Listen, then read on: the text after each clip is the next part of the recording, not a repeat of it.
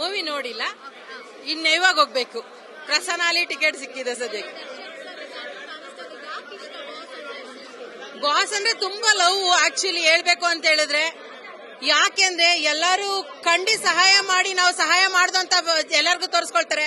But ಕಾಣ್ದರೆ ಕೈ ಒಂದು ಸಹಾಯ ಮಾಡುತ್ತೆ ಅಂತ ಹೇಳ್ತಾರಲ್ಲ, ದಟ್ ಈಸ್ ಡಿ ಬಾಸ್. ಯಾವತ್ತೂ ಕೂಡ ಒಬ್ರಿಗೆ ಗೊತ್ತಾಗ್ದಿರುವಂಗೆ ಅಂದ್ರೆ ನಮ್ಮ ಎಡಗೈ ಬಲ್ಗೈಗೆ ಗೊತ್ತಾಗ್ದಿರುವಂಗೆ ಸಹಾಯ ಏನ್ ಮಾಡ್ತಾರೆ, ಅದು ನಂಬರ್ 1 ಆದ್ರೆ ಡಿ ಬಾಸ್. ಹಂಗಾಗಿ ನಂಗೆ ಡಿ ಬಾಸ್ ತುಂಬಾ ಇಷ್ಟ. D boss ಹಾಕ್ಸ್ಕೊಂಡಿದೀನಿ. 2 ವರ್ಷದಿಂದ ಏನ್ ಸಿನಿಮಾ ಬೆಳ್ಳಿತೆರೆಯಲ್ಲಿ ಬಂದಿರ್ಲಿಲ್ಲ, ಇವತ್ತು ಅದಕ್ಕೆ ಹತ್ರಷ್ಟು ಸಿನಿಮಾ ಕೊಟ್ಟಿದ್ದಾರೆ. ಫ್ಯಾನ್ ಫಾಲೋವರ್ಸ್ ನೀವೇ ನೋಡ್ತಾ ಇದ್ದೀರಾ ಯಾವ ರೀತಿ ಜನ ಬಂದಿದ್ದಾರೆ ಅಂತ. 100 ಡೇಸ್ ಓಡೋದಂತೂ ಪಕ್ಕ. ನಾವು ಕಾತರದಿಂದ ಕಾಯ್ತಾ ಇದೀವಿ. ಇವಾಗ ನೆಕ್ಸ್ಟ್ ಹೋಗ್ಬೇಕು. ಎಲ್ಲಾ ಡೈಲಾಗು ಇಷ್ಟ, ಬಟ್ ನಂದೊಂದು ಓನ್ ಡೈಲಾಗ್ ಇದೆ. ಓನ್ ಡೈಲಾಗ್ ಹೊಡಿಬೇಕು, ಬಟ್ ಸ್ವಲ್ಪ ಟೈಮ್ ತಗೊಳ್ತೀನಿ. ಡಿ ಬಾಸ್ ಏಟರ್ಸ್ ಎಲ್ಲ ಕೇಳಿಸ್ಕೊಳ್ಳಿ. ಡಿ ಬಾಸ್ ಏಟರ್ಸ್ ಎಲ್ಲ ಕಿವಿ ಕೊಟ್ಟು ಕೇಳಿಸ್ಕೊಳ್ಳಿ.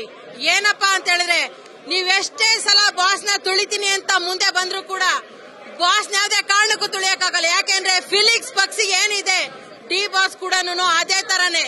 ಪ್ರತಿ ಒಂದು ದಿವಸ ನೀವು ತುಳಿತಾನೆ ಇರಿ, ಫಿಲಿಕ್ಸ್ ಪಕ್ಷಿ ತರ ಅವ್ರು ಆರ್ ಬರ್ತಾನೆ ಇರ್ತಾರೆ.